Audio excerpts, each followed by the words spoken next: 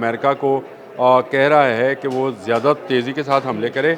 अगर नहीं करेंगे तो फिर इजराइल को जो है दरमियान में आना पड़ेगा। ईरानी एटमी ताकत होने से डर लगता है। हम ईरान पर तीसरा हमला कर सकते हैं। बम्बारमेंट की है, 5 सूबों को जो है उसने निशाना बनाया है। ईरान पर एक और हमले का प्लान फाइनल, इसराइल ने मुकम्मल तैयारियां कर ली।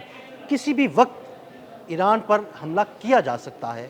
इस बारे में आमिर रज़ा से बात करते हैं। आमिर भाई, इसराइल शरारतों से बाज नहीं आ रहा। उनके वज़रा हैं वो अजीबो-गरीब किस्म के बयानात दे रहे हैं। उनके एक वज़ीर हैं, उन्होंने बड़ा सख्त बयान दिया है। वो कह रहे हैं हम बिल्कुल तैयार बैठे हैं, किसी भी वक्त हम हमला कर सकते हैं, हमारी तैयारियां मुकम्मल हैं। देखिए, सबसे पहली बात तो यह है कि अक्टूबर में उनके इलेक्शंस होने जा रहे हैं और इसके लिए वहाँ पर इस वक्त सियासत बहुत गर्म है। जो इंटरनेशनल मीडिया या जो इस वक्त इजरायली मीडिया है वो सियासत को बहुत ज़्यादा उछाल रहा है और ख़ासकर इस जंग को, जिसमें वो अमेरिका को कह रहा है कि वो ज़्यादा तेज़ी के साथ हमले करे। अगर नहीं करेंगे तो फिर इजराइल को जो है दरमियान में आना पड़ेगा, क्योंकि हमें ईरानी एटमी ताकत होने से डर लगता है। इजराइल के जो वज़ीर दिफ़ा हैं उनका नाम भी इजराइली ही है, इजराइल हॉक्स के नाम है उनका। उन्होंने ये बयान दिया है और उन्होंने बिल्कुल वही रेप्लिका किया है जो मैं अक्सर कहा करता हूँ कि नेतन्याहू ने चैनल 14 को कहा था कि हम ईरान पर तीसरा हमला कर सकते हैं। लेकिन 2 दिन पहले पेट हेग्सेथ ने दौरा किया है तेल अवीव का और वहाँ पर मीटिंग्स की हैं और उस मीटिंग्स में शायद इस तरह के किसी हमले को भी डिस्कस किया गया है। मैं वसूख के साथ नहीं कह सकता, लेकिन ये बात तय है कि अमेरिका ईरान पर जो इस तरह से चढ़ दौड़ा है, बिला वजह उसने बम्बारमेंट की है, 5 सूबों को जो है उसने निशाना बनाया है। बहुत सारे लोग जो हैं उससे शहीद और ज़ख्मी हुए हैं। फिर उन्होंने रेल की पटरियाँ, पुल और जो सिविलियन इंस्टॉलेशंस हैं, एक ऐसा पुल भी तबाह किया जिससे ईरान का तिजारती रास्ता कट गया है रशिया और चाइना के साथ। देखिए, ये पहली बात तो ये है कि ये आपने बिल्कुल ठीक कहा। जब आपने हरमुज़ बंद हुई थी तो हमने एक व्लॉग किया था, आपको याद होगा कि ट्रेन के रास्ते में तेल चीन जा सकता है। उन्होंने शायद उसको भी नुकसान पहुंचाने की कोशिश की है। फिर सीस्तान वाले और चाबहार वाले इलाकों में भी पहली मरतबा उन्होंने बम्बारमेंट की है। इसी तरह उन्होंने जनूबी ईरान के तमाम साहली इलाके जो पट्टियाँ हैं उन पर हमला किया, बंदरबास पर हमला किया, काग पर किया, हाक पर किया, उन्होंने जो है सड़क पर किया और उन्होंने जो कशम है उस पर भी हमला किया है। तो ये मैं ये समझता हूँ कि जैसे जैसे वो चाहते हैं कि ईरान जो है वो अपनी एटमी क़ुव्वत जो है वो ख़ुद सरेंडर कर दे, लेकिन अगर सरेंडर नहीं होता तो इजराइल से अब इंतज़ार नहीं हो पा रहा है। जो आपने शुरू में कहा कि शायद हो सकता है, मुझे भी लगता यही है कि आने वाले चंद घंटों या आज की रात में वो कोई ऐसी शरारत कर सकता है ताकि अमेरिका अगर पीछे हटना चाहता है, जैसे कि पिछले चंद घंटों में कोई हमला नहीं हुआ है। हाँ जी, बिल्कुल। दोनों तरफ से हमला नहीं हुआ और दोनों तरफ से ऐसे बयानात देखने को मिल रहे हैं जिससे लगता यह है कि शायद मुज़ाकरात दोबारा से स्टार्ट हो जाएं। और कोशिश भी है, जो इंटरनेशनल मीडिया है वो तो कह रहा है कि पाकिस्तान और कतर जो है दोबारा से मुफाहमत और मुसालत की कोशिश कर रहा है। तो ये इजराइल को किसी सूरत, जो आपने लफ्ज़ इस्तेमाल किया था शरारत, इजराइल इसमें कोई शरारत कर सकता है। अब उनके वज़ीर दिफ़ा का ये बयान आना कि तीसरा हमला किया जा सकता है, इससे पहले वज़ीर आज़म ने कहा था, वज़ीर दिफ़ा ने कहा, पेट हेग्सेथ, जो कि मैं इनको हमेशा पेट हेग्सेथ कहता हूँ, वो वहाँ पर मौजूद होंगे और इसके साथ कुछ ऐसा प्लान किया होगा ताकि ईरान की इस जंग को मज़ीद भड़काया जाए, ना कि कम किया जाए। दूसरी तरफ आप ये देखिए कि मुत्तहिदा अरब अमारात ने एक बड़ा अहम ऐलान किया है। उन्होंने ये कहा कि अब हमारे किसी भी इलाके पर जो भी हमला होगा उसको पूरे मुत्तहिदा अरब अमारात या गल्फ़ के जो है हमला समझा जाएगा और तमाम ममालिक जो है इसका जवाब ईरान को देंगे। इसका मतलब है कि इजरायली साजिश मुकम्मल तौर पर तैयार है।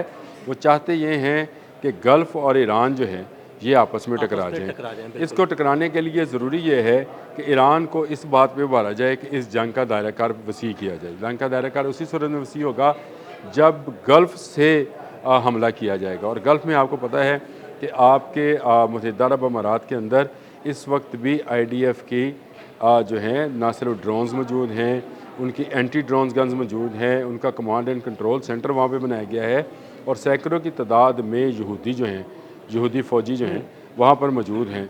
किसी वक्त भी कोई शरारत किसी जगह से कराकर इस जंग का दायरा कार बढ़ाना इस वक्त नेतन्याहू की, मेरा ख्याल है, अवलीन कोशिश है। और वो अक्टूबर में होने वाले अपने इंतखाबात में ईरान के सरेंडर को लेकर जाना चाहता है।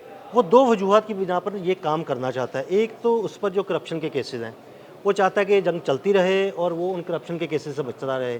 दूसरी बात ये है कि जो इनके इलेक्शन होने वाले हैं वो चाह रहा है कि वो इसी जंग को लेकर जाए और लोगों की हमदर्दियाँ हासिल करे और कहे कि देखें जनाब, मैं तो ईरान के साथ जंग लड़ रहा हूँ और उन्हें तबाह कर रहा हूँ, तो आप लोग मुझे वोट दें। ये दो बुनियादी वजूहात हैं। देखिए बिल्कुल आपने सही कहा, लेकिन अब मैं आपको अब दूसरी तरफ की पिक्चर भी दिखाना चाहता हूँ।